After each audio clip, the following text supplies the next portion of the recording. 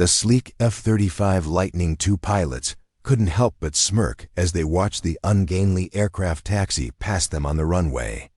With its bulbous nose, straight wings, and twin engines mounted high on the fuselage, the A-10 Thunderbolt II looked like something from a different era, which, in many ways, it was.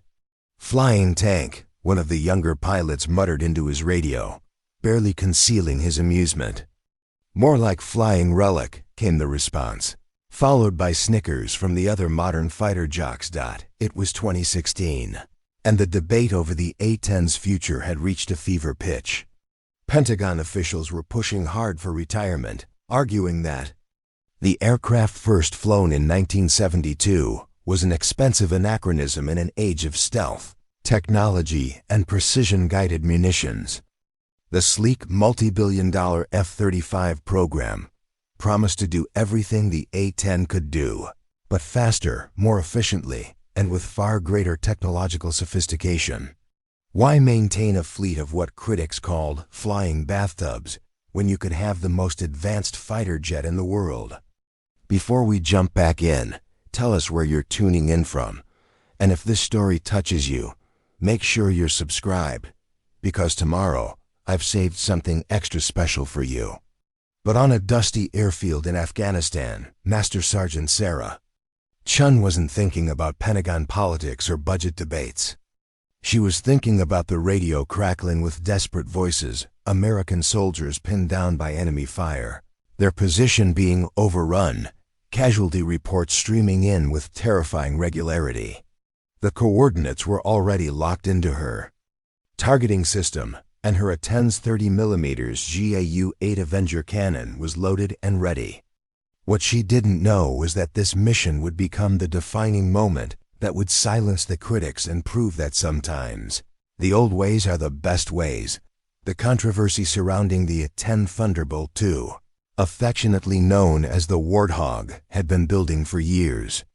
Military brass argued that the aircraft's single mission focus close air support made it a luxury the military could no longer afford. Modern warfare, they claimed, required multi-role platforms that could engage air-to-air targets, conduct precision strikes, and gather intelligence all in one package. The A-10, with its specialized design built around a massive cannon, seemed like a relic of Cold War thinking. Defense contractors were equally eager to see the Warthog retired. The F-35 program, already the most expensive weapon system in history, needed justification for its astronomical costs. If the Lightning II could prove it, could replace the A-10 in close air support missions, it would validate the entire program's premise of being a true multi-role fighter. Lockheed Martin executives presented glossy briefings showing how F-35s could deliver precision munitions from high altitude, safely above enemy air defenses, making the A-10's low and slow attack profile obsolete. The pilots flying these modern marvels bought into the narrative. They had trained on simulators more sophisticated than anything previous generations could imagine. Their aircraft were equipped with sensors that could detect threats from hundreds of miles away, computers that could process targeting data in milliseconds, and weapons systems that could engage multiple targets simultaneously. The A-10, by comparison, required pilots to get close enough to the enemy to see them with their own eyes, a seemingly suicidal approach in an age of advanced surface-to-air missiles. But the soldiers on the ground told a different story. They had watched F-16s and F-15s streak overhead at 500 miles per hour, drop their ordnance, and disappear before the smoke cleared. The pilots in those fast movers were skilled and brave, but they were also dealing with the laws of physics. At those speeds, target identification became a split-second decision, and the margin for error was razor-thin. Close air support wasn't just about destroying enemy positions. It was about providing sustained fire support, staying in the fight for as long as needed, and being precise enough to engage threats that might be mere meters from friendly forces. A-10's unique design philosophy emerged from the harsh lessons of Vietnam. where American ground forces often found themselves without adequate close air support. The aircraft was built around its gun, the GAU-8 Avenger, a 7-barrel rotary cannon that could fire 3,900 rounds per minute of 30 mm depleted uranium shells. These weren't just bullets. They were tank-busting projectiles that could penetrate armored vehicles and fortified positions with devastating effect. The rest of the aircraft was essentially designed to carry this weapon into battle and bring it home again. Every aspect of the A-10's construction reflected this philosophy. The pilot sat in a titanium bathtub that could withstand direct hits from small arms fire and shell fragments. The aircraft systems were distributed and redundant. It could fly home with one engine destroyed, half its tail shot off, and significant portions of its wing missing. The landing gear was designed to operate from rough, unpaved airstrips, and the engines were mounted high on the fuselage to reduce the risk of foreign object damage during operations from forward bases. Most importantly, the A-10 was slow. While modern fighters measured their speed in Mach numbers, the Warthog's maximum speed was just over 400 miles per hour, fast enough to get to the fight quickly, but slow enough to loiter over the battlefield for hours, carefully identifying targets and providing sustained fire support. This wasn't a bug in the design. It was a feature. Ground troops needed an aircraft that could stay overhead, talk to them directly, and provide immediate response when threats emerged. As the sun set over the Afghan mountains on that fateful day in 2016, none of these philosophical debates mattered. What mattered was that American soldiers were dying, and they needed help. The call had gone out over the radio net, and Master Sergeant Chun was already airborne, her A-10 loaded with a full complement of ammunition and enough fuel to stay in the fight for hours. She had no idea that this mission would become the perfect demonstration of why the Pentagon's critics were wrong, and why sometimes the old ways really are the best ways. The radio crackled with static as Master Sergeant Sarah Chun adjusted her headset, the familiar weight of her flight helmet a comfort. In the pre-dawn darkness below her, the rugged terrain of Afghanistan's Helmand province stretched endlessly, a maze of valleys, ridges, and compounds that had swallowed countless military operations over the decades. This wasn't her first rodeo. Chun had logged over 1,200 combat hours in the A-10, more than most pilots would see in their entire careers. But something about this mission felt different. Hog 21, this is Overlord. We have troops in contact, Grid 41 RQR, 12,345, 67,890. Multiple casualties, urgent CAS requested. The voice of the Air Force controller was calm and professional, but Chin could hear the underlying tension. Troops in contact. TIC was the radio call that every close air support pilot dreaded and lived for simultaneously.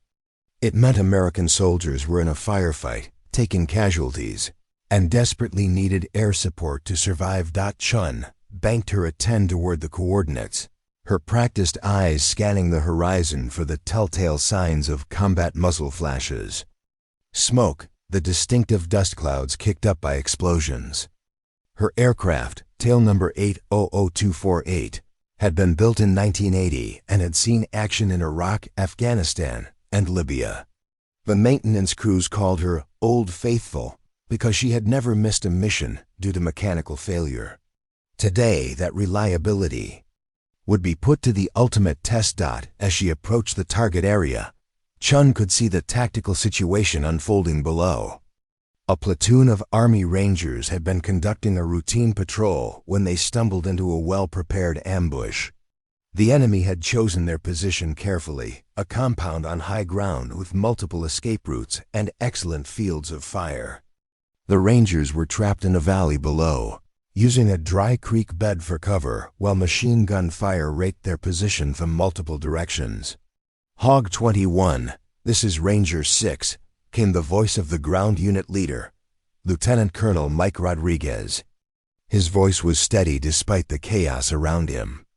We're taking heavy fire from a compound at grid 4-1, RQR 12,350 67,895.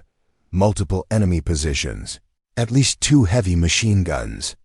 We've got 4 wounded. Need immediate suppression so we can get them out of here.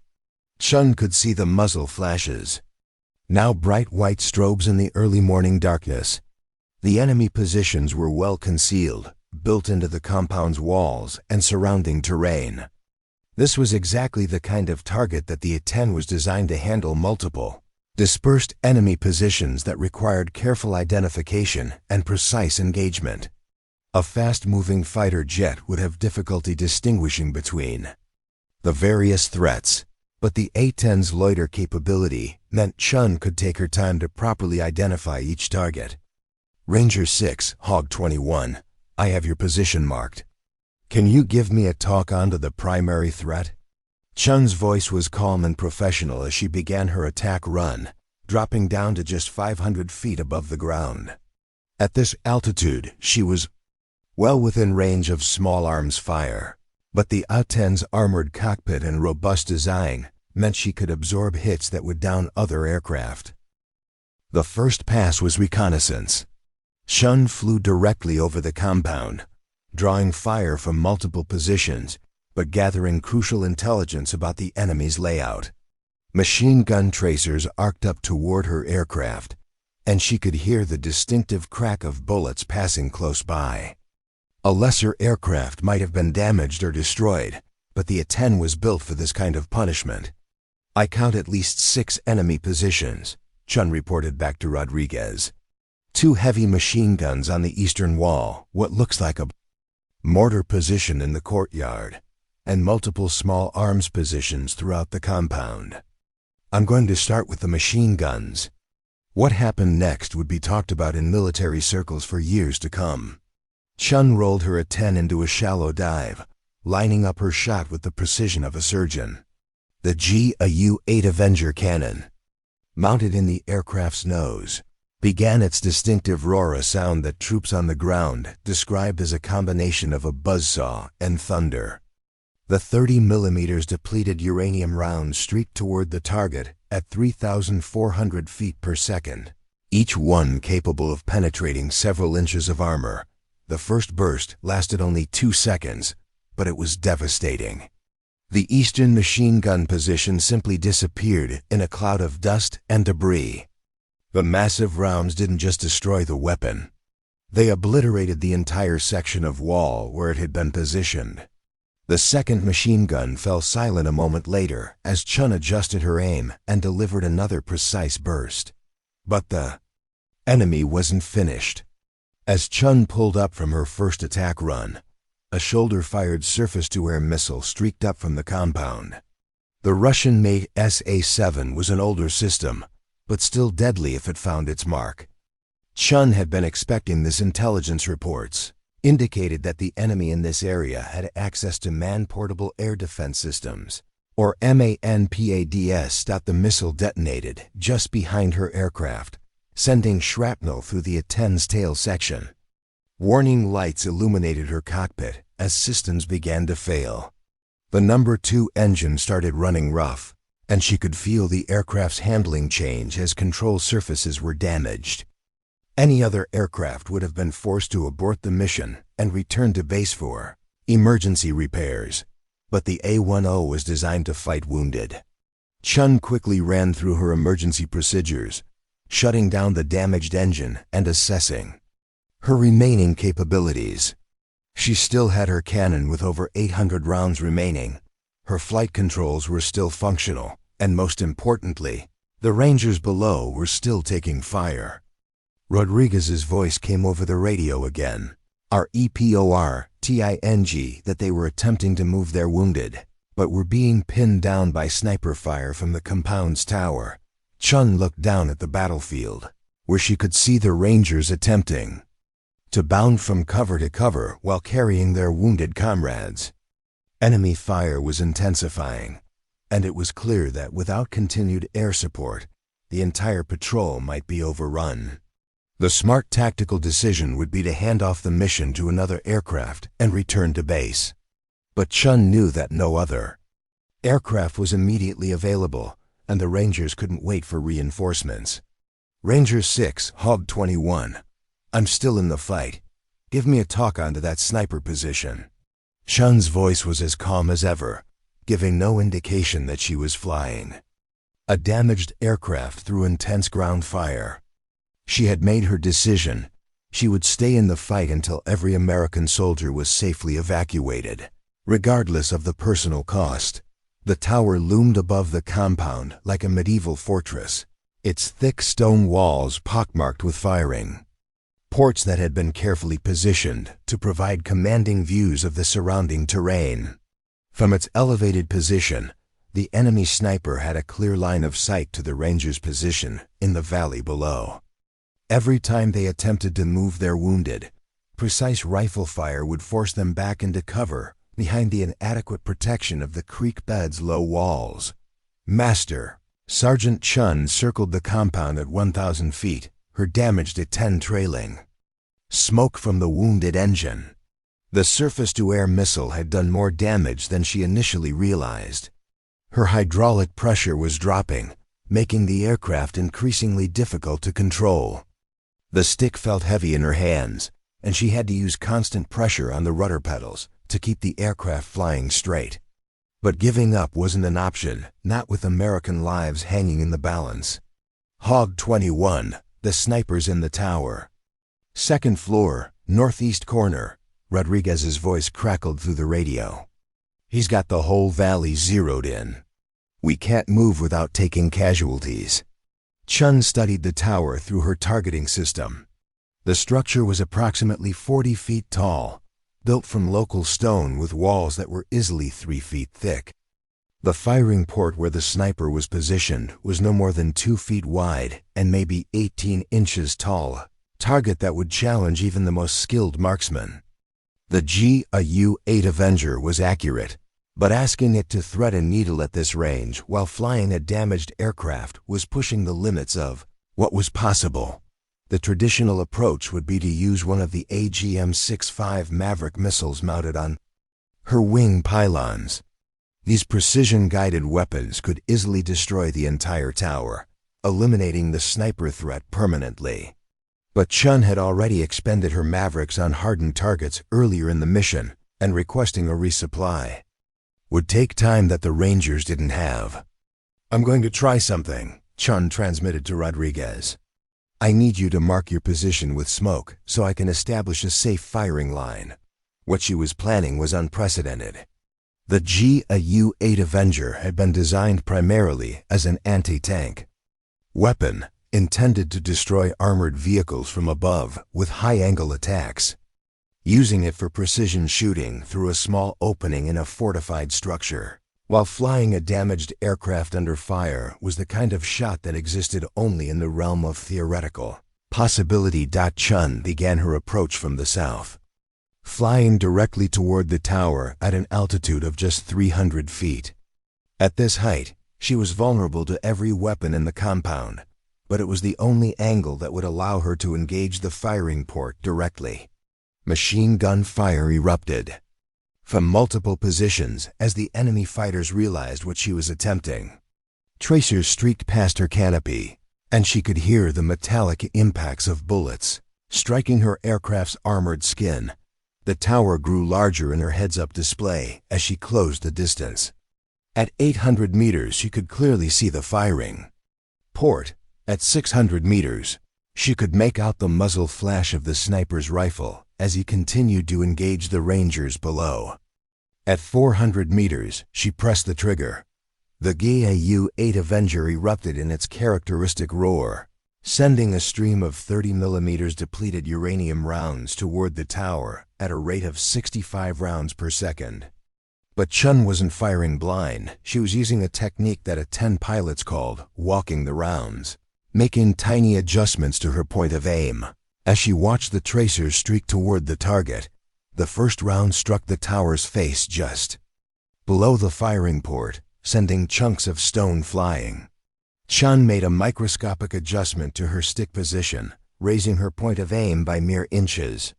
The next burst struck the opening's lower edge, and she could see sparks as the rounds ricocheted off the stone. Another tiny adjustment, and the rounds were passing through the opening itself. Inside the tower, the effect was catastrophic. The 30mm rounds, each one the size of a small beer bottle and traveling at supersonic speed, turned the enclosed space into a maelstrom of destruction. The sniper's position was obliterated in an instant, along with a significant portion of the tower's interior structure. But Chun wasn't finished. As she pulled up from her attack run, she could see more muzzle flashes from other positions in the compound.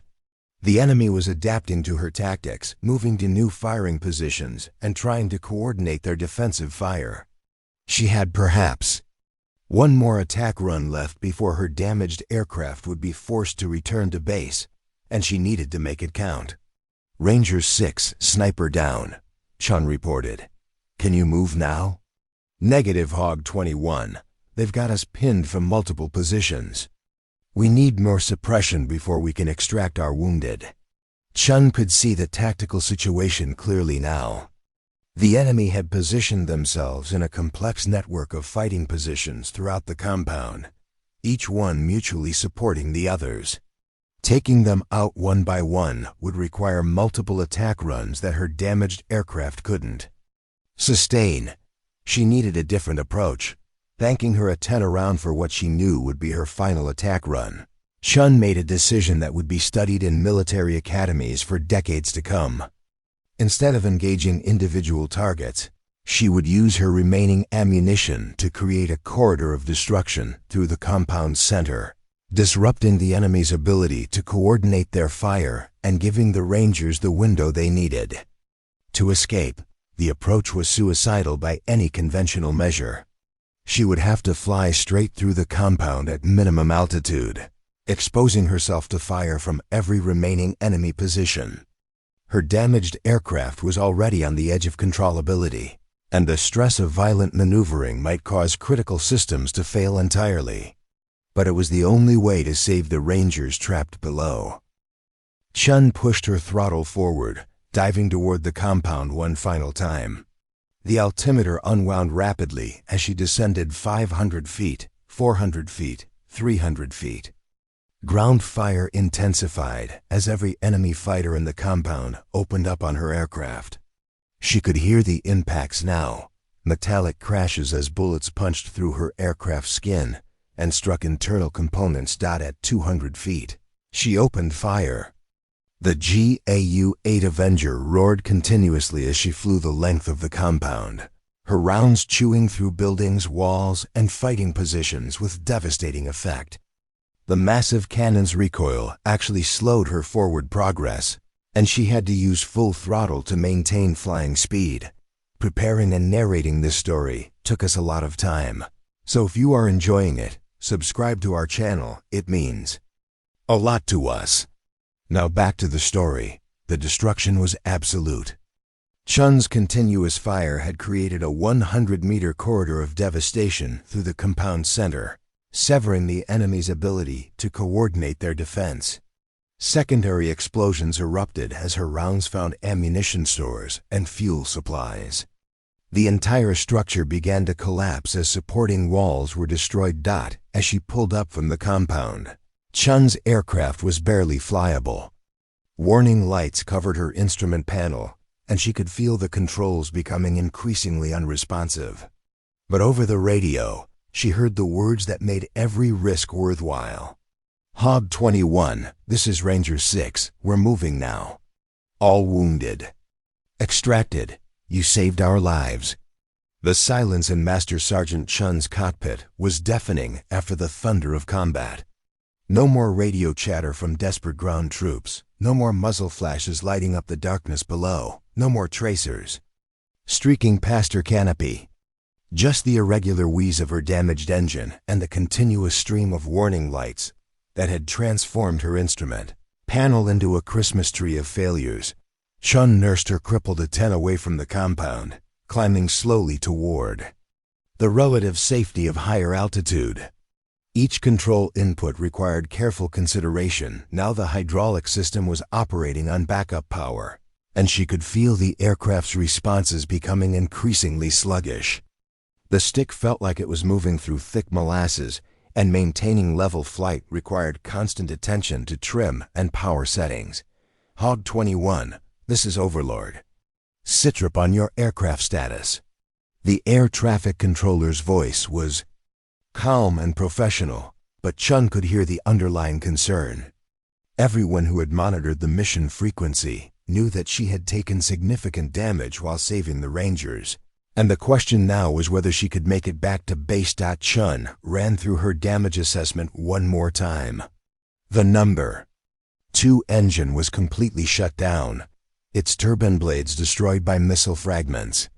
The hydraulic system was operating on the backup accumulator, which meant she had perhaps 20 minutes of control authority remaining before the flight controls became completely unresponsive.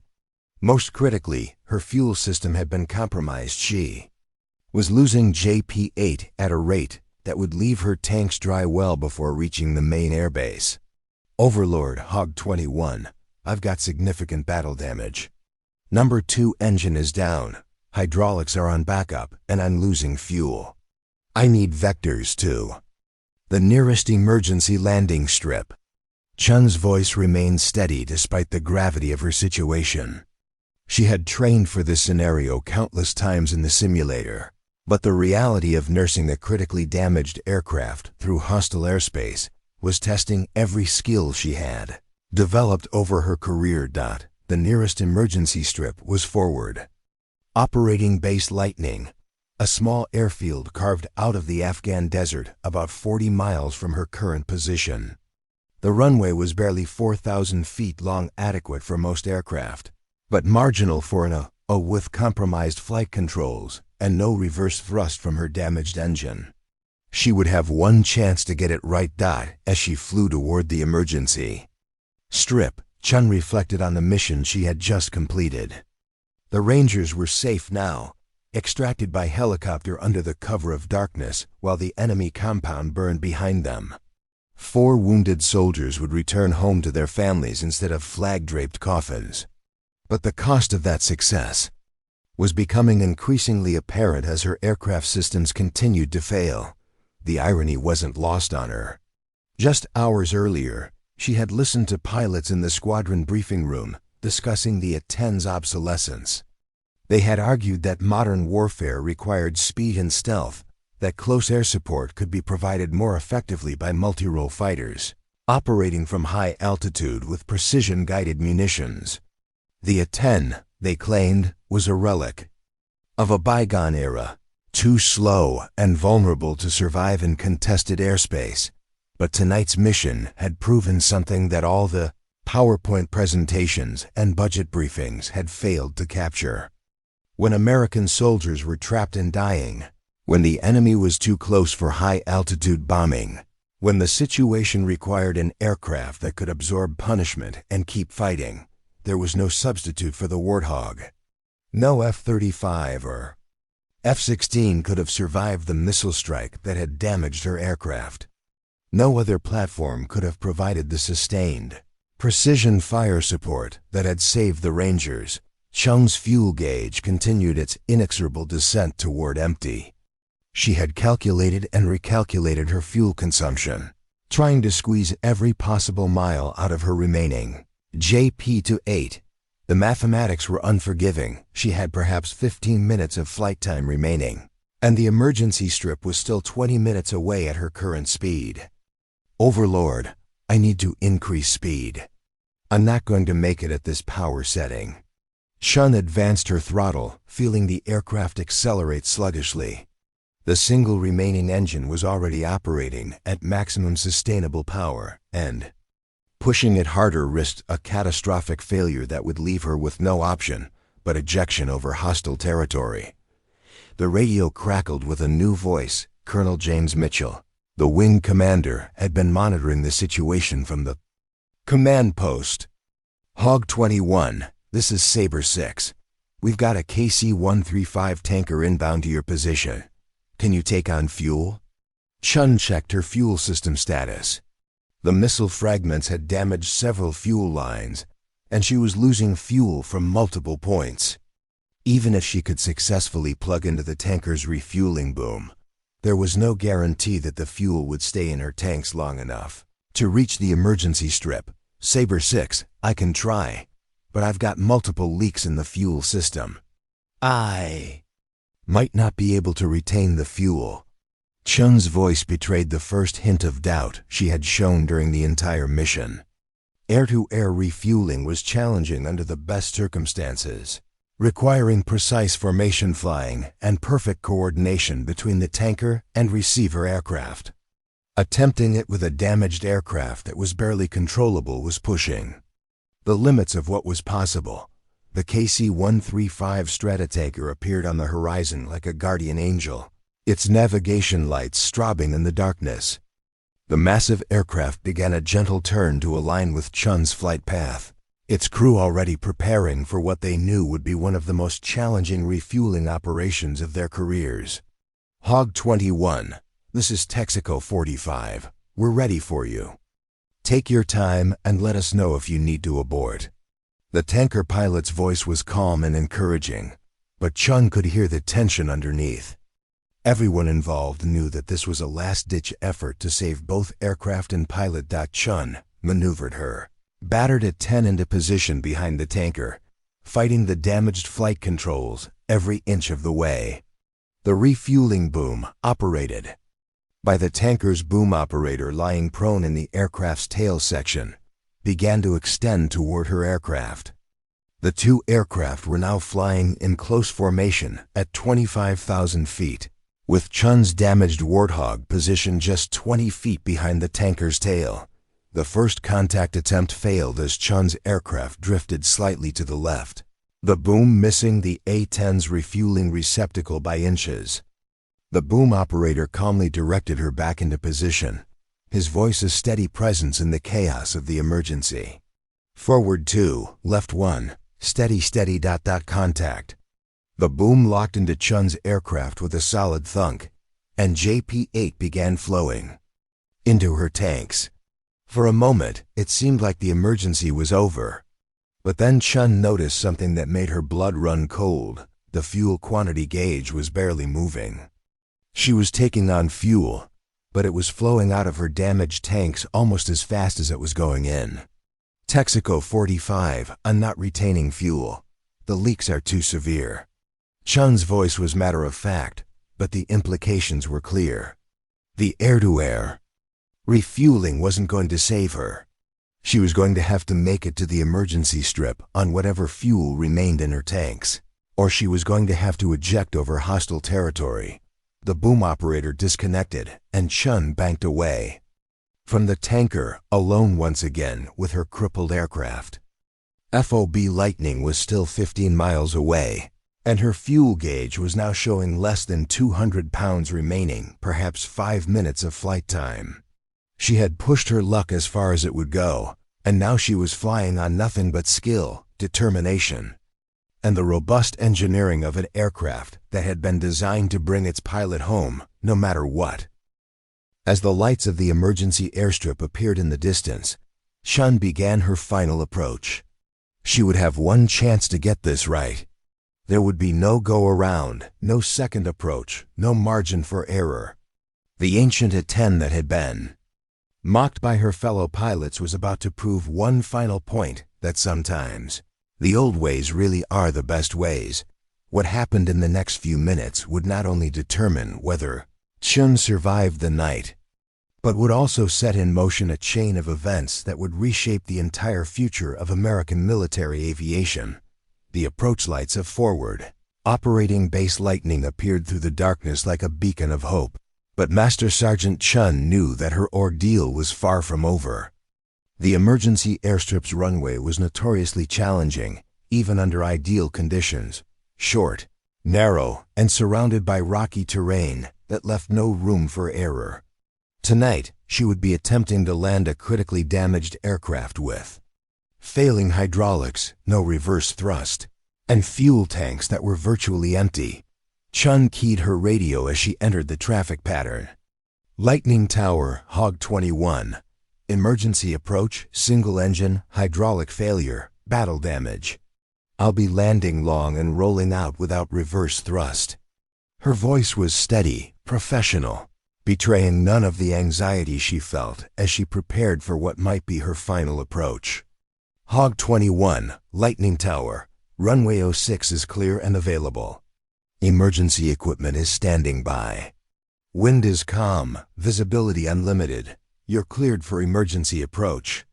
The tower controller's voice was calm and reassuring, but Chun could hear the tension underneath. Everyone at the base knew about her mission, and everyone was holding their breath. Chun lowered her landing gear and felt the aircraft shudder as the wheels extended into the slipstream. The hydraulic system was operating on its last reserves now, and she could feel the controls becoming increasingly heavy and unresponsive. Each input required significant physical effort, and she had to use both hands on the stick to maintain proper attitude and alignment. The fuel gauge showed 0 pounds remaining, but Chun knew that the gauge wasn't completely accurate at low fuel levels. She might have 2 minutes of flight time left, or she might have 30 seconds. The only way to find out was to keep flying until the engine quit, or she reached the runway, whichever came first. As she turned onto final approach, Chun could see the crash trucks positioned along the runway, their red lights flashing in the darkness. Fire suppression teams were standing by, ready to respond if her landing went wrong. The base's medical personnel were also on standby, having been briefed on the possibility that she might not survive the landing. The approach felt different from any Chun had ever made. Without the familiar vibration of the second engine, the aircraft felt unbalanced and unpredictable. The damaged hydraulic system meant that her control inputs were delayed and mushy, requiring her to anticipate the aircraft's responses rather than react to them. Most challenging of all, she had no airspeed indicator. The pitot tube had been damaged during the missile strike, leaving her to judge her approach speed by the sound of the wind and the feel of the aircraft. Looking good, Hog 21. You're on centerline, on glide path. The tower controller provided a steady stream of updates, serving as Chun's eyes and ears as she nursed her aircraft toward the runway. She was flying purely on instinct now, using every skill she had developed over thousands of hours in the cockpit. At 500 feet above the runway, Chun felt the aircraft begin to slow. The engine was finally running out of fuel, its performance dropping as the fuel pumps began to suck air instead of JP8. She had perhaps 30 seconds before complete engine failure, and she was still too high and too fast for a safe landing. Chun made a decision that would have been unthinkable in a normal aircraft. She deployed her speed brakes, large panels on the aircraft's fuselage that created drag and allowed for rapid deceleration. In an aircraft with a failing engine, using speed brakes was normally suicidal, but Chen had no choice. She needed to get down and get down fast. The A-10 dropped like a stone, its descent rate increasing dramatically as the speed brakes took effect. Chun fought to maintain control as the aircraft pitched and yawed, the disrupted airflow over the fuselage creating dangerous instabilities. The runway rushed up toward her, and she could see the threshold markers flashing past below. At 100 feet, the engine quit. The sudden silence was deafening, broken only by the whistle of wind over the aircraft's damaged surfaces. Chun was now flying a 30,000-pound glider with the aerodynamic properties of a brick, and she had one chance to get it right. She flared the aircraft just as the wheels touched the runway, the main landing gear hitting the concrete with a tremendous crash that sent shockwaves through the airframe. The aircraft bounced once, twice, then settled onto the runway with a grinding screech of metal on concrete. Without reverse thrust, Chun had only the aircraft's brakes to slow her down, and she stood on the brake pedals with all her weight. The A-10 rolled down the runway, gradually decelerating but still moving dangerously fast as the end of the runway approached. Chun could see the overrun area, ahead a short strip of gravel and sand that was designed to stop aircraft that couldn't stop on the runway proper.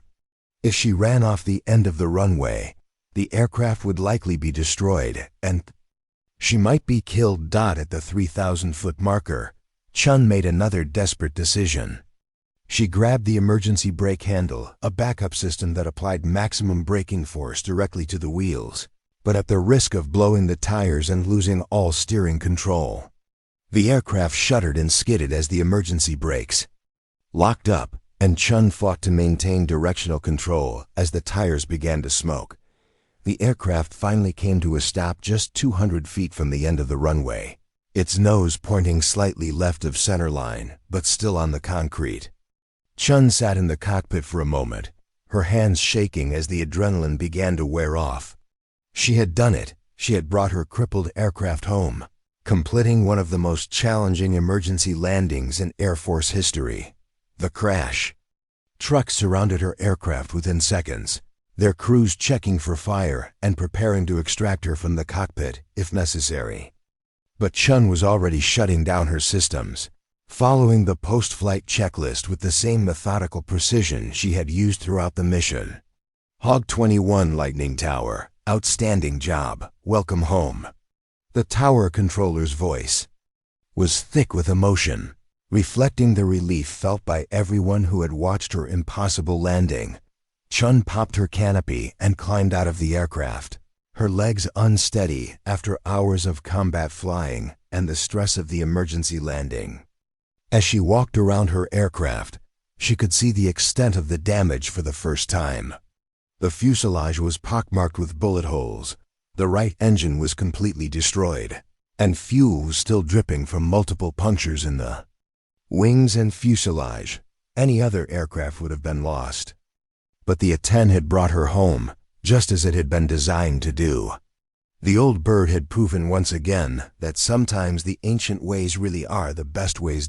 As Chin was debriefed by the base intelligence officer and examined by medical personnel, none of them could have imagined that within hours her mission would be front-page news at the Pentagon, and that the aircraft she had just landed would become the centerpiece of a fundamental shift in American military strategy. The sun was rising over forward operating base Lightning as the maintenance crews swarmed around. Chun's battle-damaged A-10, their faces reflecting a mixture of amazement and professional curiosity. Chief Master Sergeant Tom Rodriguez, the base's senior maintenance supervisor, had seen plenty of combat damage over his 25-year career, but nothing quite like this. The aircraft looked like it had flown through a hurricane of shrapnel and bullets, yet it had not only survived, but had completed its mission and made it home. "Ma'am, I've been working on these birds for 2 decades, and I've never seen anything like this," Rodriguez said to Chun as she stood beside her aircraft, still wearing her flight suit and survival gear. "By all rights, this thing should have come apart in the air. The fact that you made it back is nothing short of miraculous." Chun nodded, running her hand along the aircraft's scarred fuselage. She could count at least 30 bullet holes in the side panels alone, and the damage to the engine nacelle was so severe that it would require a complete rebuild. But the aircraft's basic structure was intact. The titanium bathtub that protected the cockpit had absorbed multiple hits without failure, and the distributed flight control systems had continued to function even with significant damage. Word of the mission was already spreading through the military's informal communication networks. The Rangers who had been saved were telling their story to anyone who would listen, describing how the A-10 had stayed in the fight long after any other aircraft would have been forced to retreat. The crew of the KC-135 tanker was spreading the word about Chun's incredible skill in attempting air-to-air refueling with a critically damaged aircraft. But perhaps most importantly, the mission had been recorded by multiple sources. The aircraft's gun camera had captured the precision shooting that had eliminated the sniper in the tower. Ground-based cameras had documented the devastating final pass that had broken up the enemy's defensive positions. Even the Air Force's command and control systems had comprehensive data on the mission's timeline and outcomes. Within hours, copies of the mission recordings were making their way up the chain of command. At the Pentagon, the same officials who had been pushing for the A-10's retirement were reviewing footage that would fundamentally change the debate about the aircraft's future. The F-35 Lightning II, for all its technological sophistication, could not have survived the damage that Chun's aircraft had absorbed. No other platform could have provided the sustained precision fire support that had saved the Rangers. Colonel Mitchell arrived at the base later that morning, accompanied by a team of investigators from Air Combat Command. Their official mission was to conduct a post-mission debrief and damage assessment, but everyone knew they were really there to document what was already being called one of the most extraordinary close air support missions in Air Force history. Master Sergeant Chun, Colonel Mitchell began as they gathered in the base's small briefing room. I've been flying fighters for 22 years, and I've never seen anything like what you accomplished last night. The fact that you saved those Rangers is remarkable enough, but doing it with a critically damaged aircraft puts this mission in a category by itself. Chun was uncomfortable with the praise. In her mind, she had simply done her job providing close air support to American ground forces in contact with the enemy. The fact that her aircraft had been damaged in the process was just part of the risk that came with the mission. But she was beginning to understand that her actions had implications far beyond the immediate tactical situation. The debrief revealed details that made the mission even more extraordinary. The tower shot that had eliminated the sniper was analyzed by weapons experts who determined that the probability of success had been less than 10%. The precision required to place 30mm rounds through a 2-foot opening while flying a damaged aircraft under fire was beyond what most pilots could achieve under ideal conditions. The sustained fire support that had broken up the enemy's defensive positions was equally impressive. Chun had fired 947 rounds from her GAU-8 Avenger cannon during the mission. Each shot carefully aimed to maximize effectiveness while minimizing the risk of friendly fire. The enemy compound had been systematically destroyed, building by building, with a level of precision that would have been impossible with conventional bombing.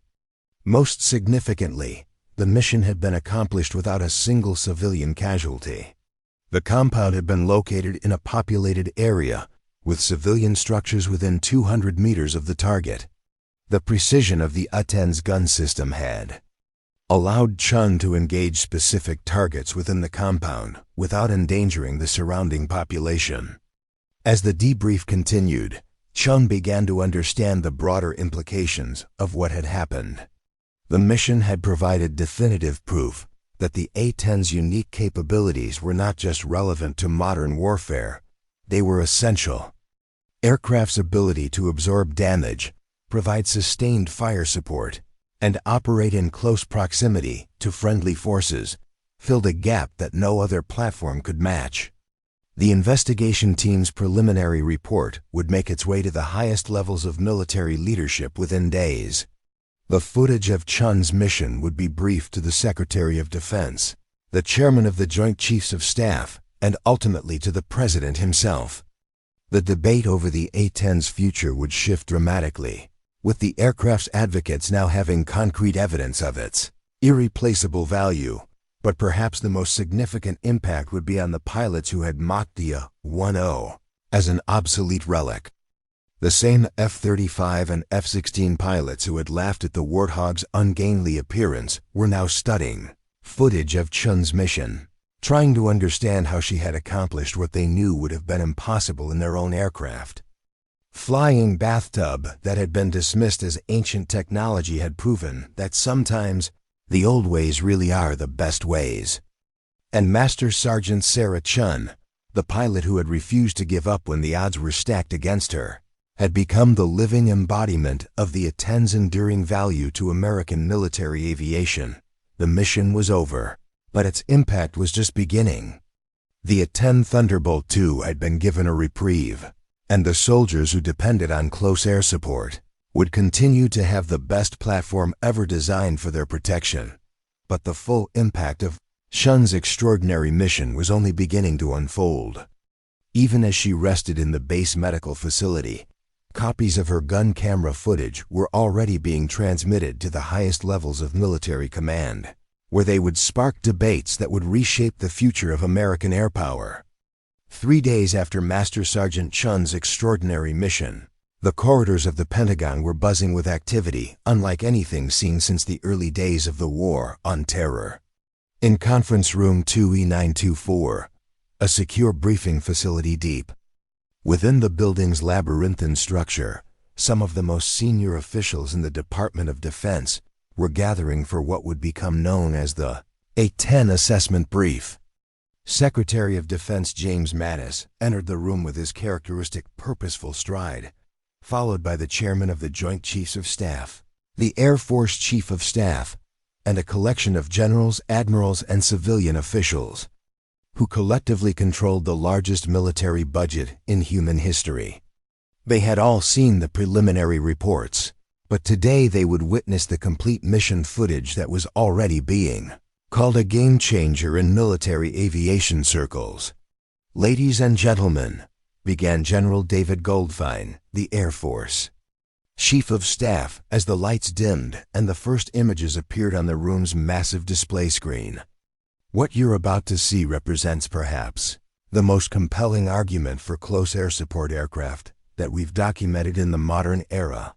I want you to pay particular attention not just to what Master Sergeant Chun accomplished, but to how she accomplished it."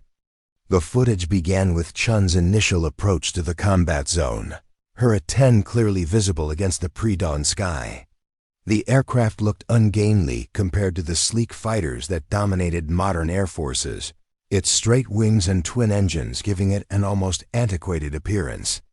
Several officials in the room exchanged glances.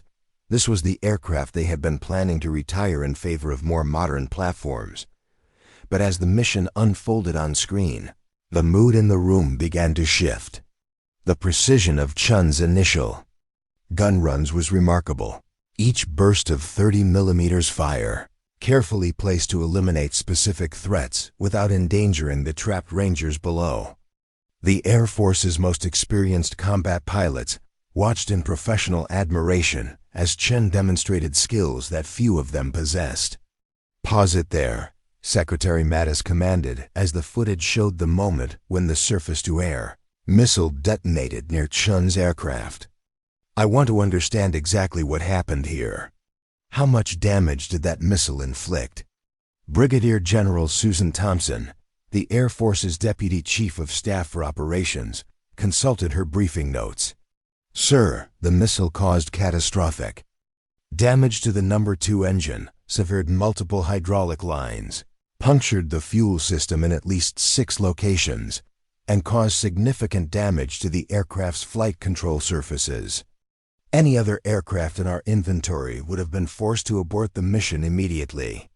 "But she didn't abort," Mattis observed, his voice carrying a note of respect that was rarely heard in Pentagon briefing rooms. "No, sir, she did not. She continued the mission with a critically damaged aircraft, engaging multiple targets while losing fuel and flying on backup hydraulic systems." The footage resumed, showing Chun's impossible shot through the tower's firing port. The room fell, silent as the 30mm rounds streaked toward their target with surgical precision, threading through an opening barely 2 feet wide from a distance of 400 meters. Several of the Air Force generals leaned forward in their chairs, trying to comprehend the skill level required to make such a shot under combat conditions. "I've been flying fighters for 30 years, whispered Major General Robert Novotny to his colleague, "and I'm not sure I could make that shot with a healthy aircraft, let alone one that's falling apart around me." The climax of the footage showed Chun's final gun run through the compound, her aircraft flying straight through concentrated ground fire while delivering sustained, devastating fire on enemy positions. The destruction was methodical and complete, each burst of cannon fire eliminating specific threats while leaving potential civilian structures untouched. When the footage ended, the room remained silent for several long moments. These were men and women who had seen combat footage from every major conflict of the past 3 decades. But Chun's mission represented something different, a perfect demonstration of capabilities that existed nowhere else in the American military arsenal. How long would it take an F-35 to provide equivalent fire support? Secretary Mattis asked, breaking the silence. General Thompson consulted her notes again. Sir, our analysis indicates that it would require a minimum of 4 F-35 sorties to deliver the same amount of ordnance that Master Sergeant Chun expended in a single mission. The F-35's internal weapons. They can carry only 5,700 pounds of ordnance, compared to the A-10's 16,000-pound capacity. More critically, the F-35 cannot loiter over the battlefield. Its fuel consumption requires it to complete its mission and return to base within approximately 20 minutes. 20 minutes, Mattis repeated, his tone making it clear that he understood the implications. And how long was Master Sergeant Chen on station? 3 hours and 47 minutes, sir. From initial contact with the enemy until she landed at the emergency strip. The numbers told a story that no amount of technological sophistication could overcome. The F-35 Lightning II, for all its advanced capabilities, simply could not provide the sustained, close-in fire support that ground troops required in the most dangerous situations. The A-10's unique design philosophy, building an aircraft around a gun rather than trying to make a multi-role fighter perform close air support as a secondary mission, had been vindicated in the most dramatic way possible. What about survivability? Asked Admiral John Richardson, the Chief of Naval Operations. The critics have always argued that the A-10 is too vulnerable to modern air defenses. Sir, that's perhaps the most significant aspect of this mission. General Goldfein replied. Master Sergeant Chun's aircraft absorbed damage that would have downed any other platform in our inventory. The A-10's design philosophy, redundant systems, armored cockpit, distributed flight controls, allowed her to continue fighting even after sustaining what should have been mission-ending damage. The briefing continued for another hour, with officials reviewing every aspect of Chun's mission in detail. They analyzed her tactical decisions, studied the weapon system performance data, and examined the broader implications for American military strategy. By the time the meeting concluded, it was clear that the debate over the A-10's future had fundamentally changed. I want a comprehensive review of our close air support requirements, Secretary Mattis announced as the meeting came to an end. And I want options for not just maintaining the A-10 fleet, but for upgrading and expanding it. If this is the capability that our ground forces need, then this is the capability they're going to get. The officials filed out of the briefing room, many of them still processing what they had witnessed. The ancient A-10 that had been marked for retirement had just demonstrated that it remained the most effective close air support platform in the world. The Pentagon's perspective had shifted overnight, and the ripple effects would be felt throughout the defense establishment for years to come. In hangars across the country, A-10 maintenance crews would soon receive word that their aircraft were no longer being prepared for retirement. Instead, they would be getting the upgrades and support necessary to keep them flying for decades to come. The Warthog had not just survived its critics, it had silenced them completely. The impact of Master Sergeant Chun's mission extended far beyond the corridors of the Pentagon.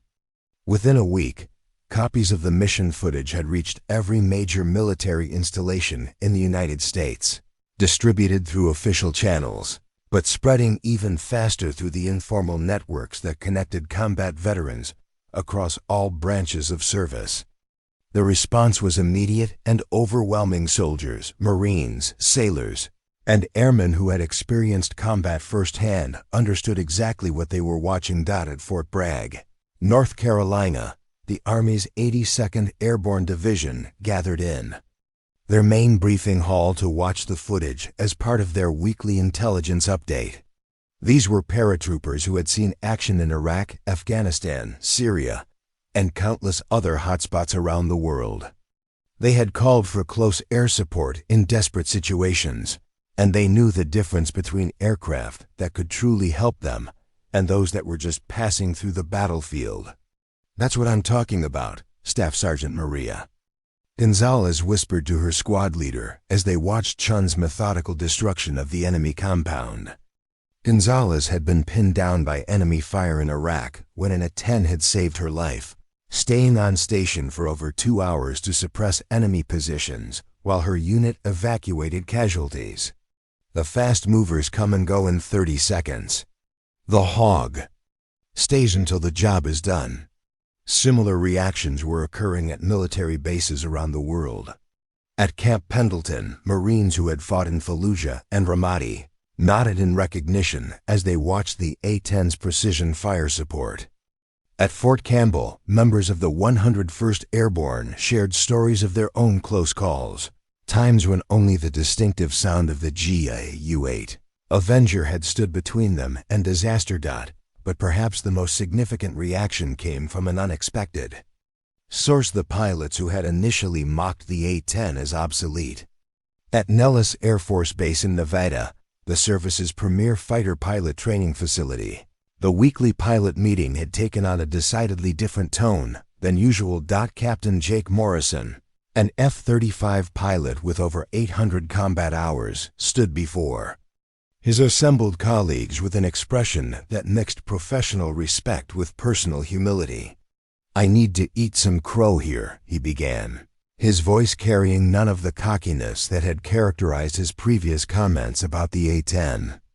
"6 months ago, I was telling anyone who would listen that the Warthog was a waste of taxpayer money. I said that modern fighters could do close air support better, faster, and more efficiently." Morrison clicked to the first slide of his presentation, showing a frame from Chun's mission footage. "I was wrong, dead wrong. What Master Sergeant Chun accomplished in that mission is something that no F-35, no F-16, no F-22 could have duplicated. Not because those are bad aircraft, they're incredible machines, but because they weren't designed for this specific mission." The briefing room was unusually quiet. These were some of the most elite pilots in the Air Force, men and women who flew the most advanced fighter aircraft in the world. They were not accustomed to admitting that their multi-million-dollar jets had limitations, but Chun's mission had forced them to confront some uncomfortable truths about modern air warfare. "Look at the mission timeline," Morrison continued, displaying a detailed breakdown of Chun's 3-hour dash and dash 40-7-minute engagement. "The longest I've ever stayed in a combat zone in an F-35 is 23 minutes. Not because I'm not brave enough to stay longer, but because the aircraft's fuel consumption and limited ammunition capacity make longer missions impossible." Morrison's colleague, Major Sarah Kim, raised her hand. "What about the precision shooting? Could we have made that tower shot with our targeting systems?" Morrison shook his head. "Our sensors are incredible, but they're optimized for beyond visual range engagements. For the kind of danger close fire support that Master Sergeant Chun provided, you need a pilot who can see the target with their own eyes, talk directly to the troops on the ground, and make split-second adjustments based on the tactical situation. Our high-speed approach profiles don't allow for that kind of precision." The implications were becoming clear to everyone in the room. The Air Force had spent decades and hundreds of billions of dollars developing multi-role fighters that could perform many missions adequately, but Chun's A-10 had demonstrated the value of an aircraft designed to perform one mission exceptionally well. Meanwhile, in defense contractor boardrooms across the country, executives were hastily revising their strategic plans. Lockheed Martin, the manufacturer of the F-35, had built their business case partly on the assumption that the Lightning II would replace the A-10 in the close air support role. But Chun's mission had demonstrated that replacement was not simply a matter of capability, It was a matter of philosophy. The A-10 had been designed with a fundamentally different approach to air warfare. Instead of trying to avoid enemy fire through speed and stealth, it was built to absorb punishment and keep fighting. Instead of delivering precision munitions from high altitude, it was designed to get down in the weeds and provide sustained, overwhelming fire support. These weren't just technical differences. They represented completely different ways of thinking about how aircraft should support ground operations. At Fairchild Republic, the original manufacturer of the A-10, retired engineers who had worked on the aircraft's development in the 1970s were being contacted by defense journalists seeking their perspective on the renewed interest in their creation. Hans Mueller, who had led the team that designed the A-10's armored cockpit, was philosophical about the vindication of their work. "We always knew that the A-10 was something special," Mueller told a reporter from Aviation Week. "But we also knew that there would come a time when people would question whether it was still relevant." Master Sergeant Chen's mission proved that. Good engineering and sound design principles never go out of style. The mission was also having an impact on military procurement decisions around the world. Allied nations that had been considering American fighter aircraft for their own air forces were now asking pointed questions about close air support capabilities. The British Royal Air Force, which had retired its own dedicated ground attack aircraft years earlier, was quietly exploring options for acquiring A-10s or developing a similar platform. Perhaps most importantly, the mission was changing the conversation about military priorities in Congress. Legislators who had supported A-10 retirement as a cost-saving measure were now facing intense pressure from veterans organizations and their own military constituents. The footage of Chen's mission had been leaked to the media, and public opinion was shifting rapidly in favor of maintaining the aircraft. Representative Tom Cotton, a veteran of Afghanistan and Iraq, stood on the floor of the House of Representatives just 1 week after Chen's mission and delivered a speech that would be remembered for years to come. "Mr. Speaker, we have seen definitive proof that some capabilities cannot be replaced by newer technology. The A-10 Thunderbolt II has earned its place in our military arsenal, and any attempt to retire this aircraft is not just fiscally irresponsible, it's morally wrong."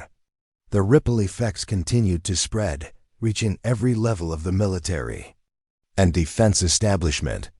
Chen's mission had not just saved the lives of a single Ranger patrol, it had fundamentally altered the trajectory of American military aviation for decades to come. As public opinion shifted and congressional pressure mounted, military leaders knew that a formal announcement was inevitable. The question was no longer whether the A-10 would be saved, but how dramatic its resurrection would be. The stage was being set for what would become one of the most significant reversals in Pentagon procurement history. 6 months after Master Sergeant Chen's heroic mission, the annual Air Force Association's Air Warfare Symposium in Orlando, Florida, had taken on an atmosphere unlike any in recent memory. The convention center was packed with military officials, defense contractors, and aviation journalists, all eager to hear the official announcement that everyone knew was coming. The A-10 Thunderbolt II, once marked for retirement, was not only being saved, it was being expanded and modernized for decades of continued service. Secretary of Defense James Mattis took the stage to thunderous applause, his presence commanding immediate attention from the assembled crowd. Behind him, a massive screen displayed an image of Chen's battle-damaged A-10 sitting on the ramp at Forward Operating Base Lightning, its scarred fuselage testament to the aircraft's incredible durability and the skill of its pilot. "Ladies and gentlemen," Mattis began, his voice carrying the authority that had made him one of the most respected military leaders of his generation. "6 months ago, we witnessed something extraordinary. A single pilot, flying a single aircraft, demonstrated capabilities that our most advanced computer models said were impossible." Master Sergeant Sarah Chen didn't just save the lives of American soldiers that night. She reminded us why we build weapons of war in the first place.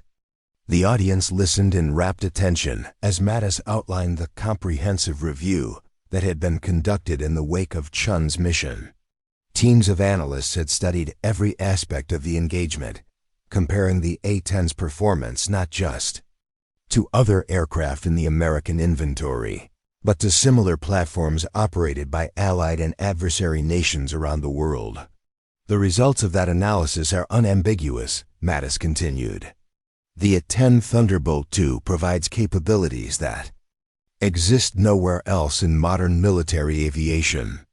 Its ability to provide sustained, precise, danger-close fire support is not just superior to other platforms, it is categorically different from what any other aircraft can deliver. The announcement that followed exceeded even the most optimistic predictions of A-10 advocates. Not only would the existing fleet of 280 aircraft be maintained and upgraded, but Congress had authorized the purchase of an additional 100 new-build A-10s, incorporating the latest avionics and defensive systems while maintaining the aircraft's fundamental design philosophy. The upgrade program, dubbed Warthog 2030, would equip the aircraft with new digital flight controls, advanced targeting systems, and improved defensive countermeasures, while retaining the GAU-8 Avenger cannon and the aircraft's legendary durability. The total program cost of $8.2 billion was a fraction of what the military spent annually on other weapon systems, but the impact on American ground forces would be immeasurable. In the audience, Chun sat quietly in her dress blue uniform, still uncomfortable with the attention that her mission had generated. She had been promoted to Senior Master Sergeant and awarded the Distinguished Flying Cross, but she insisted that she had simply done her job. The real heroes, she maintained, were the Rangers who had fought desperately on the ground while she provided fire support from above. The symposium's technical sessions revealed just how thoroughly Chun's mission had changed military thinking about close air support. Presentation after presentation detailed the unique capabilities that made the A-10 irreplaceable, from its ability to operate from austere airfields to its capacity for absorbing battle damage while continuing to fight. Dr. Rebecca Martinez, a defense analyst from the RAND Corporation, presented a comprehensive study comparing close air support effectiveness across different aircraft platforms. Our analysis of over 2,000 close air support missions conducted between 2001 and 2018 shows that A-10s consistently achieved higher enemy casualty rates, lower friendly fire incidents, and greater mission success rates than any other platform, she reported. Master Sergeant Chun's mission represents the extreme end of this performance curve, but it is consistent with the overall pattern we observe. The study's findings were damning for the A-10's critics.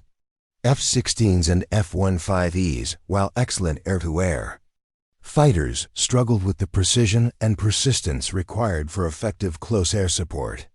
The F-35, despite its advanced sensors and computing power, simply could not match the A-10's ability to stay in the fight and deliver sustained fire support. Perhaps most significantly, the study revealed that ground forces specifically requested A-10 support whenever it was available. Soldiers and Marines who had worked with different aircraft understood the difference, and they consistently rated the A-10 as their preferred platform for close air support missions. The international response to Chun's mission and the subsequent A-10 program expansion was equally dramatic. The British government announced plans to acquire 24 A-10s to restore their own close air support capability, which had been lost when they retired the Harrier jump jet years earlier. Australia, Canada, and several NATO allies expressed similar interest, recognizing that the unique demands of modern irregular warfare required specialized aircraft. Even more surprising was the response from former adversaries, Russian and Chinese. Military analysts had studied Chun's mission with professional interest, recognizing that their own air forces lacked equivalent close air support capabilities. The Russian military, in particular, began exploring options for developing a similar aircraft, having learned hard lessons about the importance of close air support during their operations in Syria. The defense contractor community was forced to acknowledge that their push toward multi-role platforms had overlooked fundamental requirements for specialized missions. Boeing, which had taken over A-10 production from the original manufacturer, found itself with a backlog of orders that would keep production lines busy for the next decade. At the symposium's closing ceremony, General David Goldfein announced the creation of a new Close Air Support Center of Excellence at Nellis Air Force Base, which would be dedicated to developing tactics, techniques, and procedures for maximizing the effectiveness of close air support operations. The center would be named after Master Sergeant Chen, ensuring that her legacy would influence military aviation for generations to come.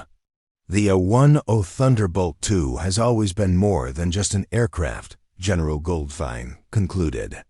It represents a commitment, a promise that we make to every soldier, sailor, airman, and Marine who goes into harm's way.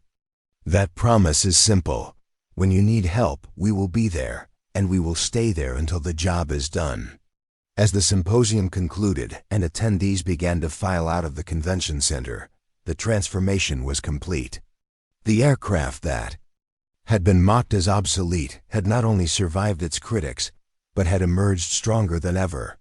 The A-10 Thunderbolt II would continue to provide close air support for American ground forces well into the 2050s.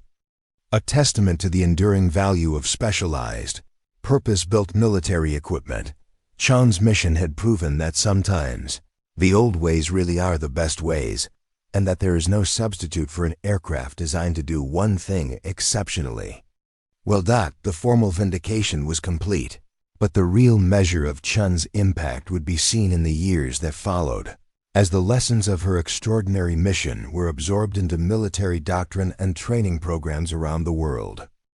5 years later, the story of Master Sergeant Sarah Chan's impossible mission had become legendary throughout the military aviation community. Every pilot training program in the Air Force included a detailed study of her engagement, analyzing not just the technical aspects of her flying, but the decision-making process that had led to such an extraordinary outcome. Young pilots learned about precision shooting, damage assessment, and most importantly, about the unwavering commitment to the mission that defined the best military aviators. At the A-10 training base at Davis-Monthan Air Force Base in Arizona, a life-sized bronze statue of Chun stood near the main gate, depicting her in flight gear beside her battle-damaged aircraft. The inscription beneath read simply, "Dedication, precision, courage, the spirit of close air support." New A-10 pilots would often pause at the statue before their first solo flights, drawing inspiration from the woman who had proven that individual skill and determination could overcome seemingly impossible odds. The A-10 fleet itself had been transformed in the years following Chun's mission. The Warthog 2030 upgrade program had exceeded all expectations, incorporating advanced targeting systems, improved defensive countermeasures, and enhanced communication equipment while maintaining the aircraft's legendary durability and firepower. The new aircraft could operate in contested airspace that would have been prohibitive for the original design, yet they retained all the qualities that made the A-10 unique in military aviation. Production of new A-10s was proceeding ahead of schedule, with Boeing's manufacturing facility in Mesa, Arizona, delivering 2 aircraft per month to meet both American and international demand. The assembly line had been completely modernized, incorporating advanced manufacturing techniques while maintaining the meticulous attention to detail that had always characterized A-10 production. Each aircraft that rolled off the line carried a small plaque commemorating Chun's mission, ensuring that future generations of pilots would remember the moment when the Warthog proved its critics wrong. International sales had exceeded all projections. The British Royal Air Force had received their first squadron of A-10s and was already planning to expand their order. Australian, Canadian, and Polish pilots were training at Davis-Monthan, preparing to take their own Warthogs home. to provide close air support for their nation's ground forces. Even more surprising was the interest from nations that had traditionally operated Soviet-designed aircraft. Several Eastern European countries had inquired about acquiring A-10s as they modernized their air forces, but perhaps the most significant legacy of Chun's mission was the renewed emphasis on specialized military equipment throughout the Pentagon.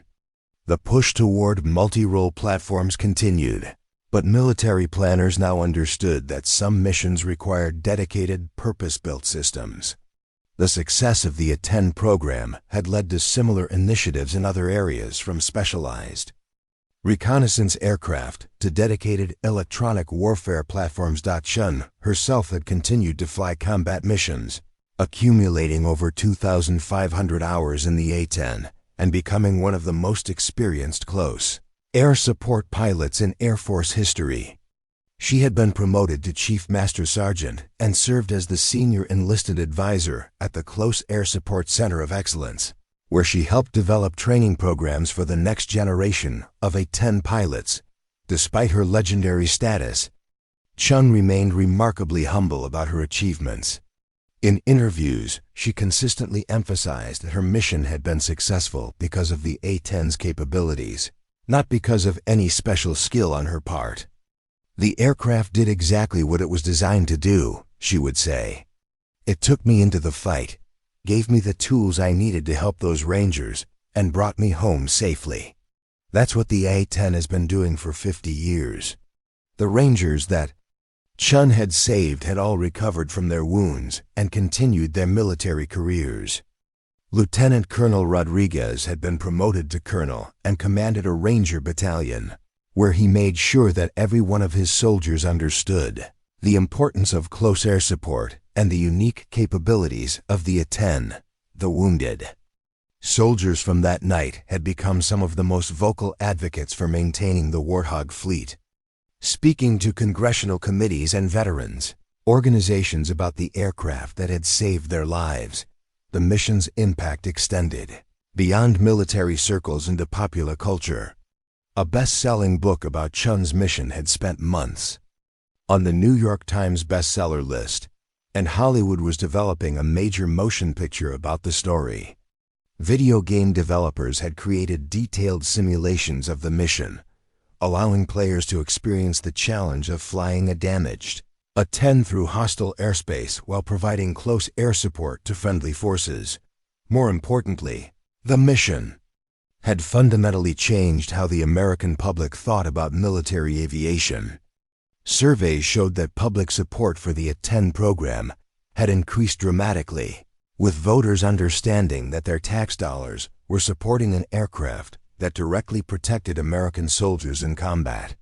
The political pressure to retire the A-10 had completely evaporated, replaced by bipartisan support for maintaining and expanding the fleet. At military bases around the world, the distinctive sound of the gay U-8 Avenger continued to provide comfort to ground forces engaged in combat operations.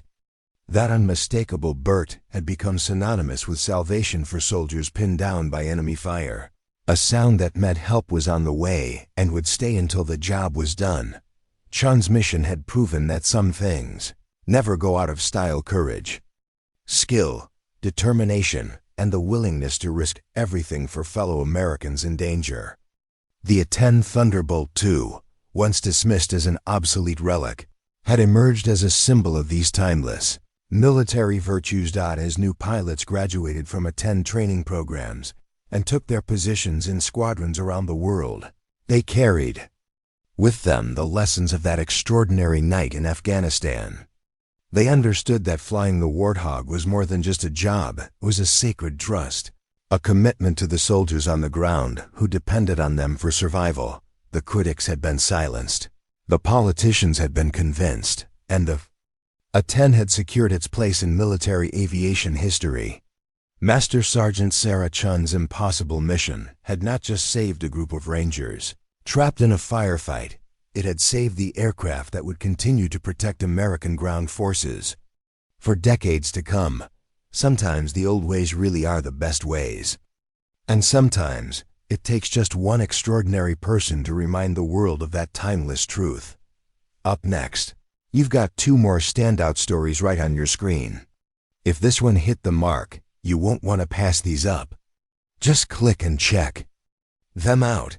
And don't forget to subscribe and turn on the notification bell so you don't miss any upload from us.